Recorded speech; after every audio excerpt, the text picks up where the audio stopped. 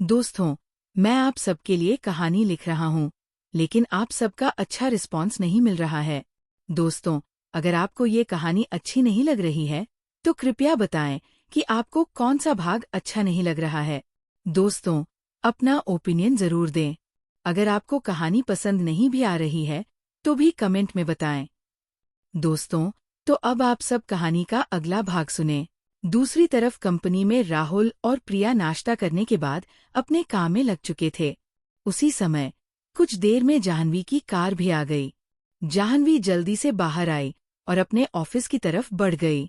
कुछ ही देर में वह अपने ऑफिस में थी। उसने जल्दी से अपना पर्स रखा और इंटरकॉम से राहुल को कॉल करके बोली, जल्दी से मीटिंग रूम में सबको बुलाओ। और हाँ, काजल को जरूर बुलाना। थोड़ी ही देर में मीटिंग रूम में सभी लोग बैठे थे। जाह्नवी हेड चेयर पर बैठी थी। तभी काजल अंदर आते हुए बोली, सॉरी दोस्तों, मुझे थोड़ा लेट हो गया। तभी जाह्नवी बोली, कोई बात नहीं काजल, जल्दी से बैठ जाओ। सभी लोग बैठ गए। तभी जाह्नवी बोली, आप सभी लोग जानते हैं कि आज की मीटिंग क्यों बुलाई गई है? सभी ने हाँ में जवाब दिया। जाह्नवी बोली, मुझे पता है कि डीएस कंपनी का मैनेजर यहाँ जरूर आएगा और बहुत कुछ करने की कोशिश करेगा। लेकिन याद रखिएगा, आप सबको अपने इमोशंस पर कंट्रोल रखना है, क्योंकि हमारी कंपनी में आगे भी ऐसे लोग आते रहेंगे। लेकिन हमें इन सब पर ज्यादा ध्यान नहीं देना है। हमें बस अपने हुनर और कामयाबी से सबको जवाब देना है। और हाँ, याद रखना, कोई कितना भी चालाक हो या तुम्हारे साथ कितना भी गेम खेलने की कोशिश करे, हुनर और मेहनत के सामने सब फीका पड़ जाता है। फिर वो आगे बोली, और हाँ, उस मैनेजर से सिर्फ काजल ही डील करेगी और अगर बहुत जरूरी हुआ तो राहुल मिलेगा। लेकिन रोहन और उसके दोस्त उससे नहीं मिलेंगे। तुम सब बस अपने काम पर ध्यान दो। और हाँ, अगर तुम सच में उससे बदला लेना चाहते हो, तो खूब मेहनत करो और उसे दिखा दो कि तुम्हें कमजोर समझना उसकी कितनी बड़ी गलती है। इसके बाद वो बोली, ठीक है, अब आप सब अपने काम पर जाइए। सभी लोग जाने लगे। तभी रोहन बोला, दीदी, मैंने रानी आंटी के बेटे को यहाँ आकर शाम को पढ़ाई करने को कहा है और उनके घर में इंटरनेट भी नहीं है। तभी जाह्नवी बोली, रानी आंटी को बुलाओ। रोहन को लगा कि जाह्नवी गुस्सा करेगी, इसलिए वो बोला, दीदी, मैंने उन्हें ये करने को कहा था। तभी जाह्नवी बोली, अरे, बुलाओ तो उन्हें, मैं उन्हें कुछ नहीं कहूंगी। रोहन नकली हंसी हंसते हुए रानी आंटी को बुलाने चला गया। कुछ देर में रानी आंटी जाह्नवी के सामने खड़ी थी। जाह्नवी ने रोहन को देखकर कहा, तुम जाओ, अपना काम करो। रोहन वहां से चला गया। तभी जाह्नवी रानी आंटी को देखकर बोली, आंटी, आप यहाँ बैठ जाइए। रानी आंटी डरते हुए बैठ गईं। तभी जाह्नवी बोली, क्या आंटी, मैं इतनी डरावनी हूँ कि आप मुझे देखकर डर रही हैं? ये सुनकर रानी आंटी बोली, नहीं बेटा। तभी जाह्नवी बोली, तो ठीक से आराम से बैठिए। फिर जाह्नवी बोली, आंटी, मुझे बहुत बुरा लगा। रानी आंटी घबराते हुए बोली, क्यों हुआ बेटा? जाह्नवी बोली, आंटी, अगर आपको कोई प्रॉब्लम थी तो आपको मुझे बता देना चाहिए था ना? क्या आप मुझे अपना नहीं मानती? रानी आंटी बोली, नहीं बेटा, मैं बस तुम्हें परेशान नहीं करना चाहती थी। तभी जाह्नवी बोली, आंटी, प्लीज, अगर आपको कोई भी प्रॉब्लम हो तो आप मुझे बता देना। हम सब एक परिवार है ना? हम लोग अभी उतने काबिल नहीं हैं, लेकिन जो भी पैसे कमाएंगे वो हम सबके लिए ही होंगे ना? रोहन भी बाहर खड़ा उनकी बातें सुन रहा था। उसे लग रहा था कि दीदी कहीं उन्हें डांट ना दें। तभी अंदर से आवाज आई, रोहन, अगर तुम 1 मिनट में नहीं गए तो मैं तुम्हें बताती हूँ। ये सुनकर रोहन दुगनी रफ्तार से भाग गया। अंदर जाह्नवी रानी आंटी से बोली, आंटी, देखिए, मुझे पता है कि आप सिंगल मदर हैं और आपका एक बेटा और बेटी भी है। मुझे पता है कि किराए के साथ आपका खर्चा पूरा नहीं हो पाता, इसलिए मैंने सोचा है कि आज से आप लोग रोहन और उसके दोस्तों के बगल वाले फ्लैट में रहेंगे। और हाँ, मुझे कुछ और नहीं सुनना। रानी आंटी उन्हें मना करना चाहती थीं। तभी जाह्नवी बोली, आप उन लड़कों के लिए यहाँ माँ की तरह है। आप उन्हें अच्छे से रखिए और हाँ, उनका ध्यान दीजिए। अगर वे कुछ गलत करें तो उन्हें रोके और अगर वे ना माने तो मुझे बताइए। और आपके बेटे और बेटी की स्कूल भी यहीं पास में है। और हाँ, अगर आप यहाँ रहेंगी तो आपको ज्यादा फीस वगैरह की प्रॉब्लम नहीं होगी। उन्हें अच्छे से पढ़ाइए। और हाँ, आप सभी को अपना परिवार समझिए आंटी। रानी आंटी की आंखों में आंसू आ गए। तभी जाह्नवी बोली, ठीक है आंटी, अब रोना मत। जाओ नीचे, मेरा दोस्त जादव है, वो आपका सामान लाने में मदद करेगा। जाइए। रानी आंटी रोते हुए वहां से चली गईं। उधर रोहन अभी भी नहीं गया था। वह थोड़ी दूर जाकर खड़ा था। तभी उसने देखा कि रानी आंटी रोते हुए आ रही है। तभी उसने उन्हें रोककर कहा, सॉरी आंटी, अगर दीदी ने कुछ कहा हो तो शायद आज उनका मूड अच्छा नहीं होगा। रानी आंटी बोली, अरे नहीं बेटा, ऐसा कुछ नहीं हुआ। तभी रोहन बोला, तो आप रो क्यों रही हैं? रानी आंटी ने उसे सब कुछ बताया। ये सुनकर रोहन की आंखों में भी आंसू आ गए। वह बोला, आंटी, दीदी कुछ ज्यादा ही अच्छी है। रानी आंटी बोली, हाँ बेटा, तो तुम लोग भी उन्हें ज्यादा परेशान मत करना और मैं भी उन्हें ज्यादा परेशान नहीं करूंगी। हमें भी उनकी अच्छी तरह से रक्षा करनी है। मैं आज से और मन लगाकर मेहनत करूंगी।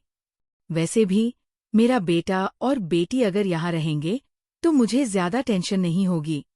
तभी रोहन बोला, हाँ आंटी, मैं भी जाकर मेहनत करता हूँ। मैं उन्हें निराश नहीं करना चाहता। इसके बाद दोनों वहां से चले गए।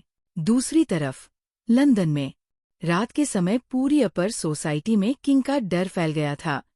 वहीं किंग के विला में राज ने कहा, जाने की तैयारी हो गई है।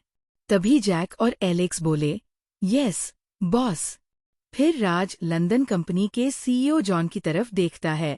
जॉन तुरंत बोलता है, किंग, अब मैं सब संभाल लूंगा और हाँ, आगे से इतना प्रॉब्लम नहीं होगा। तभी राज बोला, अपना ध्यान रखना, वो सबसे पहले तुम पर ही अटैक करेगा। तभी जैक बोला, डोंट वरी बॉस। राज ने कहा, ठीक है, अब चलो। इसके बाद राज, जैक और एलेक्स साथ में निकल जाते हैं और जॉन वहीं से कंपनी चला जाता है।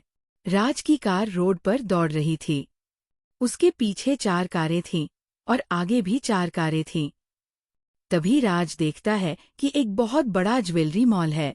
वह तुरंत एलेक्स से कहता है, कार रोको। एलेक्स कार रोककर बोला, यस बॉस।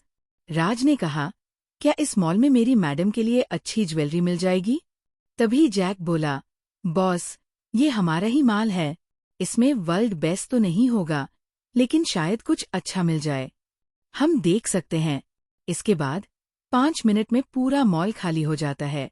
फिर राज, जैक और एलेक्स अंदर जाते हैं।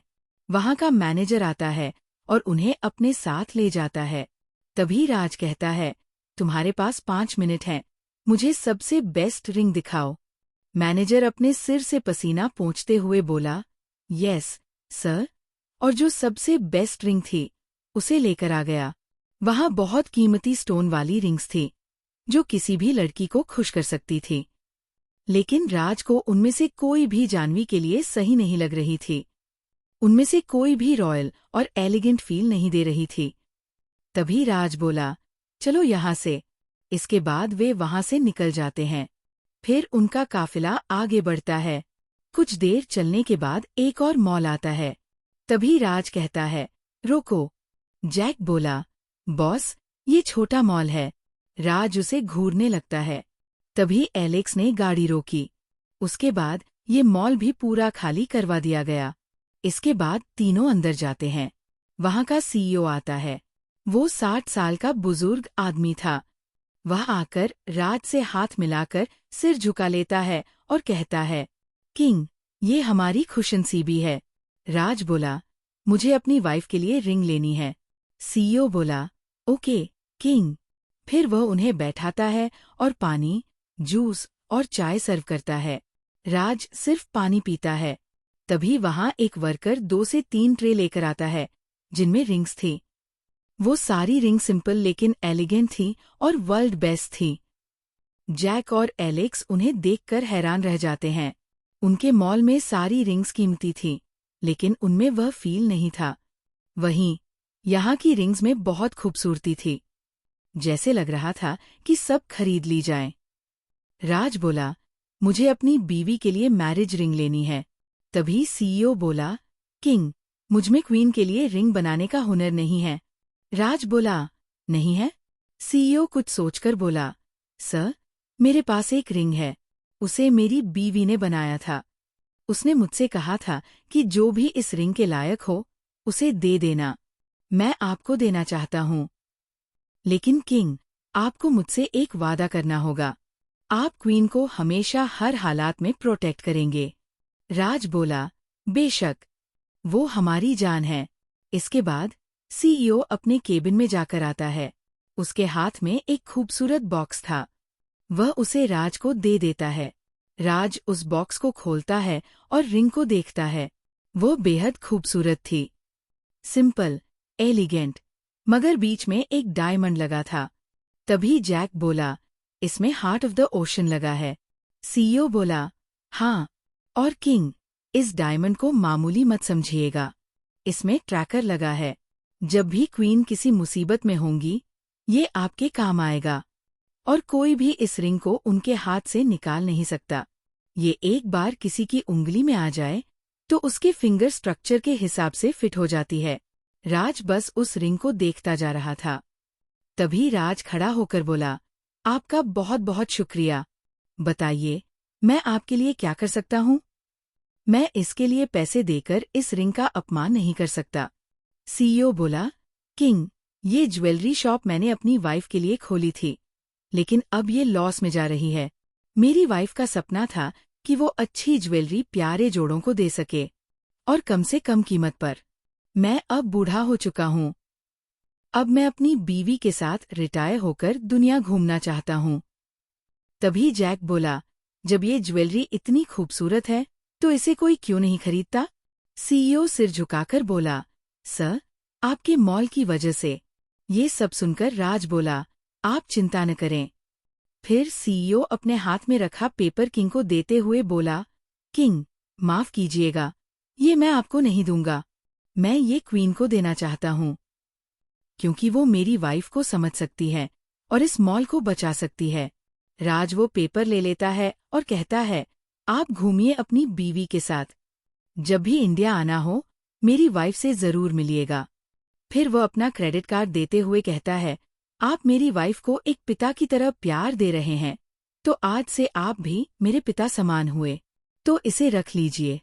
मुझे पता है और शायद समझ आ रहा है कि आपने अपनी सारी सेविंग इस मॉल को बचाने में लगा दी है, तो प्लीज अपने बेटे जैसा समझकर इसे रख लीजिए। सीईओ उसे ले लेता है और थैंक यू कहता है। तभी राज जैक को बोलता है, इनके लिए एक प्राइवेट जेट, कुछ गार्ड और कुछ सर्वेंट्स अरेंज करवाओ। याद रखना, ये हमारे फैमिली मेंबर्स है। जॉन को बोल दो। इसके बाद तीनों वहां से निकल जाते हैं। फिर उनका काफिला एयरपोर्ट पहुंच जाता है। उसके बाद सब प्लेन में बैठ जाते हैं और इंडिया के लिए निकल जाते हैं। हाँ दोस्तों, आज का एपिसोड यही खत्म होता है। बताएं, कैसी लगी कहानी? आप सभी के प्यार के कारण ही मैं आप सभी के लिए खुद कहानी लिख रहा हूँ। तो इसे प्लीज पूरा सुने दोस्तों, और आगे के एपिसोड का कब आएगा, ये आपके रिस्पॉन्स पर निर्भर करता है। दोस्तों, धन्यवाद।